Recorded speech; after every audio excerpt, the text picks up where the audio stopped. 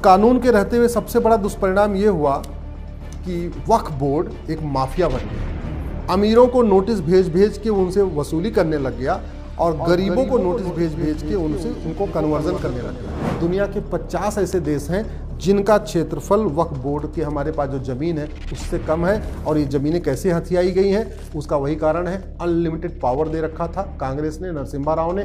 वक्फ को अनिवार्य रूप से घोषित करना पड़ेगा। अगर कोई कह रहे हैं कि ये प्रॉपर्टी वक्फ की है तो ये बताना पड़ेगा किसने दिया, कब दिया, किसका मालिकाना हक था, किसके सामने दिया, गवाह कौन था, वो स्टैम्प कहाँ है, सब कुछ करना पड़ेगा आगे से। प्रॉपर्टी वक्फ की है कि नहीं है इसको सर्वे करने वाला काम सर्वे कमीशन नहीं करेगा। पहले वाले कानून में डीएम बेचारा खुद ही वक्फ बोर्ड के अंडर में था। पहले तो ये कानून था कि वक्फ बोर्ड कह दे कि ये जमीन खाली कराओ तो डीएम उसे सवाल नहीं कर सकता। डीएम को बाकायदा अपना बुलडोजर लेके और अपना सब सामान मान लेके वहां पहुंच के सामान फेंकवाना पड़ेगा।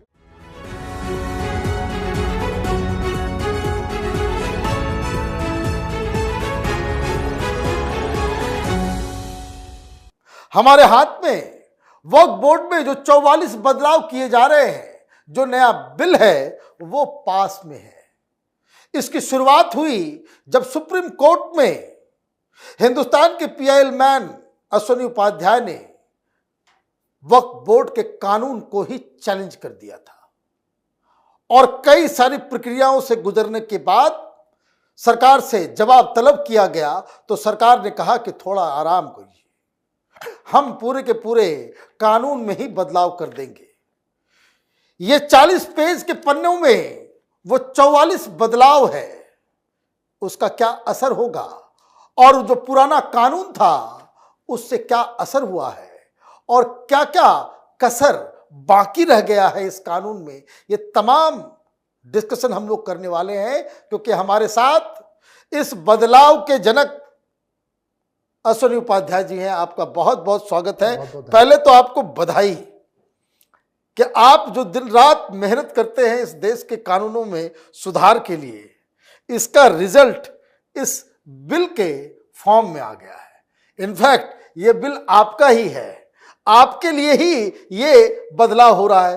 तो दर्शकों को ये बताइए कि ये जो 44 बदलाव है उसमें मुख्य बदलाव क्या क्या है। बहुत बहुत धन्यवाद मनीष जी। आज़ाद भारत के इतिहास का सबसे बड़ा बदलाव होने जा रहा है। मैं सबसे बड़ा बदलाव क्यों कह रहा हूं कि सामान्यतया कानून में 2-3 धाराएं बदली जाती हैं, 4 धारा बदली जाती है, 5 धारा बदली जाती है। आज तक हमने कभी सुना नहीं किसी कानून में 10 धारा बदल दी गई। ज्यादा से ज्यादा अमेंडमेंट बिल्स जो आते हैं 2 पेज 3 पेज, ज्यादा ज्यादा 4 पेज, खत्म। ये 40 पन्ने का है, ये देखिए, और 44 धाराएं बदली गई हैं। बताइए 44 धाराएं। ये कानून कितना घटिया था वो इसी से आप समझ सकते हैं कि सरकार को 44 सेक्शंस को बदलना पड़ रहा है, 44 धाराओं को बदलना पड़ रहा है। जिसलिए मैं कहता था इतनी देर से ना घटिया कानून, तो लोग कहते थे तो कानून को घटिया क्यों बोल रहे हैं। अरे घटिया इसलिए था क्योंकि सरकार को 44 बदलाव करना पड़ रहा है। और ये भी ध्यान रखें आप कि ऐसा कोई भी बदलाव नहीं होगा जिसको ये मौलाना गैंग सुप्रीम कोर्ट में चैलेंज नहीं करेगा। एम आई राइट? मैं उनका स्वागत करता हूं, मैं पहले चैलेंज करके बैठा हुआ राइट। वो वहीं आए तो अच्छा है। देखिए, इसमें एक बड़ा काम किया कि बोहरा और आगा खानी मुस्लिम जो होते हैं, जिसको सुन्नी मुस्लिम मानते नहीं, उनको मुस्लिम, न बोहरा को भी नहीं मानते हैं, न तो आगा खानी को मानते हैं। इनफैक्ट पाकिस्तान में तो बोहरा और आगा खानियों को बाकायदा उनकी हत्या भी होती है। अहमदिया को भी नहीं मानते। उनको भी अब मान्यता मिल गई है। वक्फ को अनिवार्य रूप से घोषित करना पड़ेगा। अगर कोई कह रहे हैं कि ये प्रॉपर्टी वक्फ की है तो ये बताना पड़ेगा किसने दिया, कब दिया, किसका मालिकाना हक था, किसके सामने दिया, गवाह कौन था, वो स्टैम्प कहाँ है, सब कुछ करना पड़ेगा आगे से। वाह, अब मुंहजबानी वाला काम नहीं चलेगा कि फलाने वाला गांव उंगली रख दिया वो हमारा हो कि गया। ये जंगल वक्फ का है, ये पहाड़ी वक्फ की है, वो तमिलनाडु का गांव वक्फ का है, वो 1500 साल पुराना मंदिर भी वक्फ का है, रेलवे की जमीन भी वक्फ की है, हाईवे की जमीन भी वक्फ की है।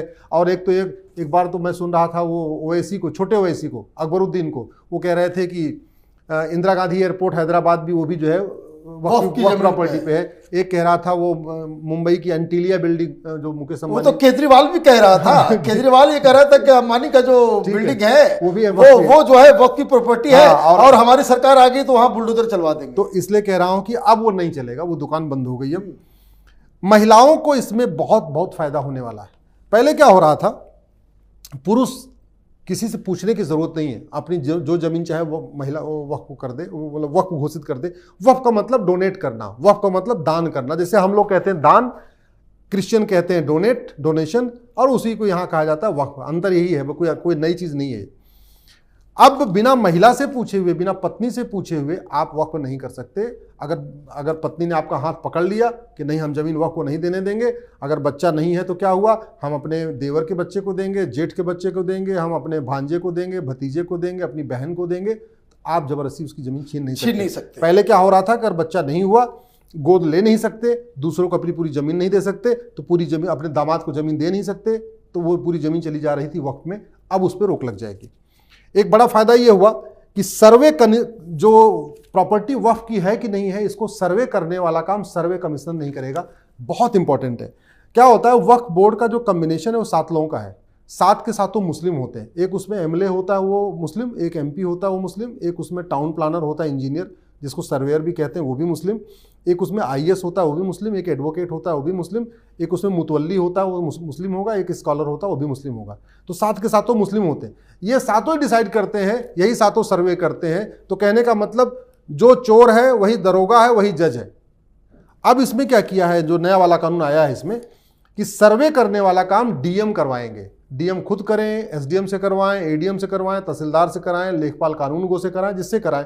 लेकिन वक्फ प्रॉपर्टी है कि नहीं है, इसको डिक्लेयर करने से कोई फायदा नहीं होगा। पहली बात तो रजिस्टर्ड आपको उसमें डिक्लेयर करना पड़ेगा, गवाहों के बयान होंगे। दूसरा, इसका सर्वे करने का काम भी डीएम का होगा। पहले वाले कानून में डीएम बेचारा खुद ही वक्फ बोर्ड के अंडर में था। पहले तो ये कानून था कि वक्फ बोर्ड कह दे कि ये जमीन खाली कराओ, तो डीएम उससे सवाल नहीं कर सकता। डीएम को बाकायदा अपना बुलडोजर लेके और अपना सब सामान माल लेके वहां पहुंच के सामान फेंकवाना पड़ेगा। ये हालत थी पहले।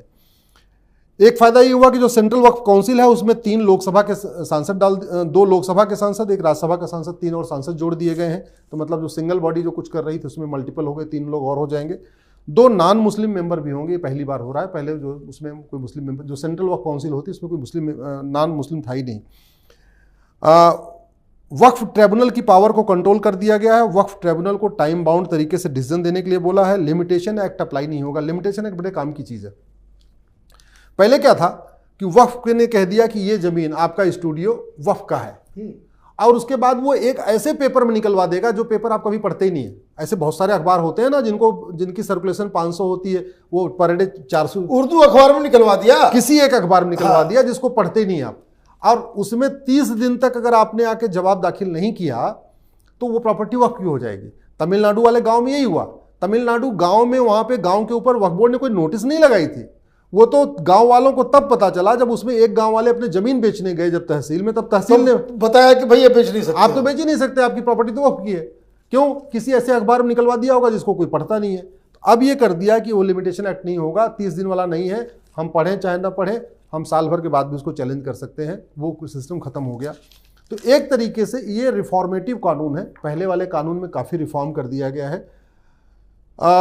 मेरा ये मानना है कि किसी टायर में 40 पंचर हो जाए ना तो उस पंचर नहीं बनवाना चाहिए, टायर को बदल देना चाहिए। किसी बाल्टी में अगर 40 छेद हो जाए ना तो फिर बाल्टी को रिपेयर नहीं कराना चाहिए, उस बाल्टी को बदल देना चाहिए।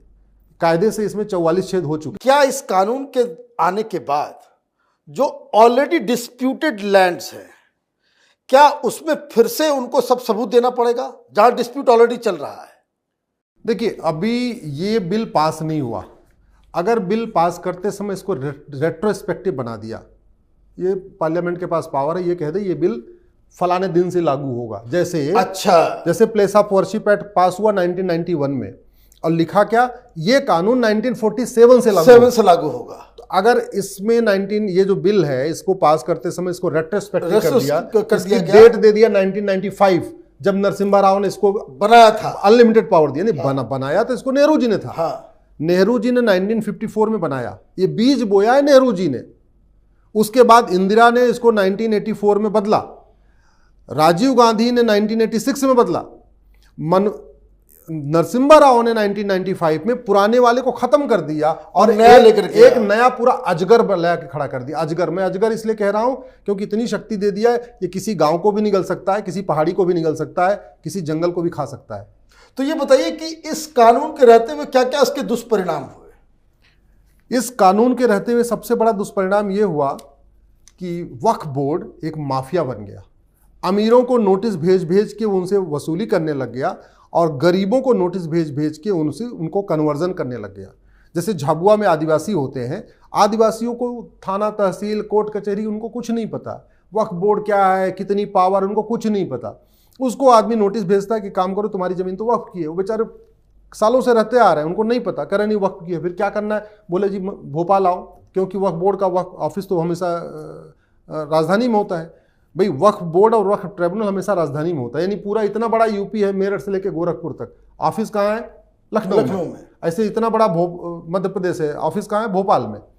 तो ये अमीरों को नोटिस भेज के वसूली कर रहा था, गरीबों को नोटिस भेज के कन्वर्जन कर रहा था। जो वसूली नहीं देते थे, चढ़ावा नहीं देते थे, उसको एकदम हथिया लेता था। जो आदिवासी नहीं मान रहा था उसको खाली करने के लिए डीएम को कह देता था, आदेश देता था। और इसका इंपैक्ट हुआ, दुनिया में 200 देश हैं और 50 देशों का क्षेत्रफल जो है उससे ज्यादा भारत में वक्फ बोर्ड के पास प्रॉपर्टी है। मैंने अपने आप में एक देशी बन गया है। अरे मैं आपको एग्जांपल दे रहा हूं, मालदीव का क्षेत्रफल, मालदीव एक इस्लामिक कंट्री है, भारत का पड़ोसी देश है, राइट। उसका जो क्षेत्रफल है 75,000 एकड़ है और भारत के वक्फ बोर्ड के पास 10 लाख एकड़ जमीन है। सिंगापुर का क्षेत्रफल 1,80,000 एकड़ है, भारत के वक्फ बोर्ड के पास 10 लाख एकड़ जमीन है। बहरीन इस्लामिक कंट्री है, उसका क्षेत्रफल 1,90,000 एकड़ है, भारत के वक्फ बोर्ड के पास 10 लाख एकड़, यानी बहरीन का पांच बहरीन बन जाएंगे। 5 बहरीन भारत के वक्फ बोर्ड के अंदर बन सकते हैं, वक्फ बोर्ड की जमीन के अंदर 5 बहरीन बन सकते हैं। हांगकांग का क्षेत्रफल 2,75,000 एकड़, भारत का वक्फ बोर्ड, यानी 3 हांगकांग भारत के वक्फ बोर्ड में बन सकते हैं। डेनमार्क का क्षेत्रफल 3,45,000, भारत के वक्फ बोर्ड के पास 10 लाख एकड़ जमीन, 3 डेनमार्क बन सकता है। फिनलैंड का क्षेत्रफल 4 लाख एकड़, वक्फ बोर्ड के पास 10 लाख एकड़। मॉरिशस का क्षेत्रफल 5 लाख एकड़, वक्फ बोर्ड के पास 10 लाख एकड़। 2 मॉरिशस बन सकते हैं भारत के वक्फ बोर्ड के जमीन के ऊपर। लग्जमबर्ग का क्षेत्रफल 6 लाख एकड़, साइप्रस का क्षेत्रफल 8 लाख एकड़, जॉर्जिया का क्षेत्रफल 9 लाख एकड़। दुनिया के 50 ऐसे देश हैं जिनका क्षेत्रफल वक्फ बोर्ड की हमारे पास जो जमीन है उससे कम है। और ये जमीनें कैसे हथियाई गई हैं, उसका वही कारण है, अनलिमिटेड पावर दे रखा था कांग्रेस ने, नरसिम्हा राव ने। जाते जाते 2013 में तो मनमोहन सिंह ने इसको ऐसी शक्ति दे दिया। इसलिए इस कानून की वजह से तो ऐसा नहीं कि कहीं कुछ होता है वहां पे एक मजार लगा देते, बोलते वक्फ की जमीन है। मैं इसलिए तो कह रहा हूं कि ये उत्तराखंड के जंगलों में क्या हुआ है, हिमाचल प्रदेश की पहाड़ियों पर क्या हो रहा है, आपके छत्तीसगढ़ के ट्राइबल एरिया में यही हो रहा है, आपके झारखंड के ट्राइबल एरिया में, आपके उड़ीसा के वहां पे कर दिया और कह दिया भाई वक्फ की जमीन है। मैं इसीलिए कह रहा हूं कि ये पहली बात तो भारत के संविधान, ये मेरे सामने भारत का संविधान है, जो ये वक्फ जीवी हैं, मैं उनको चुनौती देता हूं मनीष जी, मुझे भारत के संविधान में एक बार वो वक्फ शब्द दिखा दें, WAQF दिखा दें। संविधान निर्माताओं ने कहा था भारत में रिलीजन के आधार पे, मजहब के आधार पे ना कोई मंत्रालय होगा, ना कोई कानून होगा, ना कोई मिनिस्ट्री होगी, ना कोई योजना होगी, कुछ भी नहीं होगा, ना कोई ट्रिब्यूनल होगा। भारत में 20 से ज्यादा ट्रिब्यूनल चलते हैं, NGT है, टैक्स, इनकम टैक्स का ट्रिब्यूनल है, GST का ट्रिब्यूनल है, ऐसे अलग अलग ट्रिब्यूनल चलते हैं। एक भी ट्रिब्यूनल मजहब के आधार पे नहीं है, केवल वक्फ ट्रिब्यूनल ही मजहब के आधार पर। अब मुझे बताइए, आपने एक बड़ा अच्छा जुमला दिया कि जिस टायर में 40 छेद हो जाए उस टायर को ही बदल देना चाहिए। बिल्कुल, मैं इसलिए कह रहा हूं, पहली बात भारत संविधान से चलता है और संविधान मजहब के आधार पे कानून बनाना, मजहब के आधार पे बोर्ड बनाना, मजहब के आधार पर ट्रिब्यूनल बनाने का विरोध करता है। दूसरा, ये वक्फ एक्ट, वक्फ बोर्ड अन इस्लामिक काम कर रहा है, अन कुरानिक काम कर रहा है। मैं पूरी जिम्मेदारी के साथ कहता हूं, अन कुरानिक अन इस्लामिक। कैसे?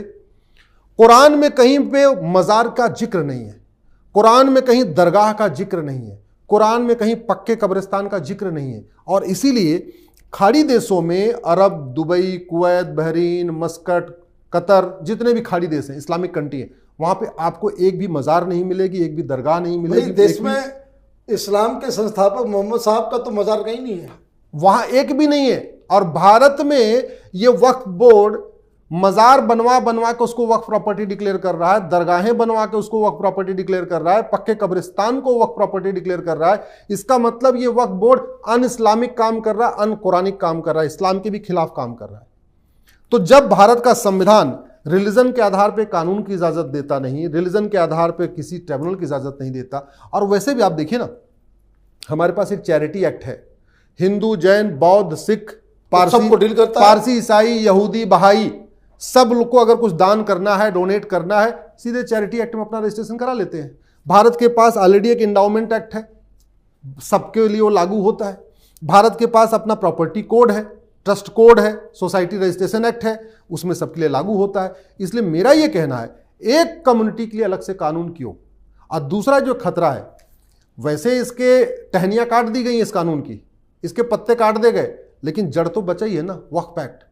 तो मेरा ये कहना है कि जड़ बचा हुआ है, कल को कोई और सरकार आए, दोबारा अभी जो संशोधन हो रहा है, संशोधन को पलट के और नरसिम्हा राव 1995 वाले फिर से उसको लागू। तो इसका मतलब है सुप्रीम कोर्ट को अभी वर्डिक्ट आना बाकी है, इसके एकदम बाकी है। और अभी तो मैं अंतिम फाइनल सुप्रीम, अभी पार्लियामेंट से आ जाए कानून, हमारी पिटीशन अभी चल रही है, हमारी पिटीशन रुकी नहीं है। हम इसको चाहते हैं ये खत्म हो, ये पूरी तरीके से अमेंडमेंट नहीं, निर्मूल एकदम बिल्कुल जड़ मूल से खत्म हो जाए। वक्फ नाम की चीज नहीं, वक्फ बोर्ड, वक्फ ट्रिब्यूनल, वक्फ कानून नहीं होना चाहिए। भारत में एक देश एक विधान होना चाहिए, यानी one nation one charity code, one nation one property code और one nation one endowment code. अगर हिंदी में कहूं तो समान धर्मस्थल संहिता होनी चाहिए, समान दान संहिता होनी चाहिए, समान संपत्ति संहिता होनी चाहिए। एक देश एक विधान होना चाहिए, संविधान यही कहता है। एक मजहब के लिए क्यों भाई? आपने क्रिश्चियन के पास तो क्रिश्चियन बोर्ड नहीं है, जैन के पास जैन बोर्ड नहीं है, बौद्ध के पास बौद्ध नहीं है, हिंदू के पास कोई बोर्ड नहीं है, यहूदी के पास कोई बोर्ड नहीं है, बहाई के पास कोई बोर्ड नहीं है, पारसी के पास कोई बोर्ड नहीं। एक ही कम्युनिटी के पास बोर्ड क्यों होना चाहिए? जो होना चाहिए वो सबके लिए एक होना चाहिए। मुकदमा भाई, कानून में काफी बदलाव हो गया, ट्रिब्यूनल के पर कतर दिए गए, लेकिन अभी भी मुकदमा ट्रिब्यूनल में ही चलेगा। हम कहते हैं ट्रिब्यूनल में क्यों चलना चाहिए? जैसे बाकी सब लोगों का सिविल जज के यहां चलता है, डिस्ट्रिक्ट कोर्ट में चलता है, वैसे ही इसका भी चलना चाहिए। लेकिन ये जड़ से खत्म होना चाहिए, तो हमारा संघर्ष जारी रहेगा। आपका बहुत बहुत धन्यवाद। आपने डिटेल में बताया कि जो पार्लियामेंट में नया कानून आ रहा है, उस बदलाव से किस तरीके से वक्फ का जो कानून है उसकी तो पत्ते और टहनियां काट दी गई है, लेकिन जड़ अभी भी बाकी है। आपका बहुत बहुत धन्यवाद। अगर आपको ये वीडियो पसंद आया तो आप इसे लाइक करें, शेयर करें और कैपिटल टीवी को सब्सक्राइब करें। धन्यवाद।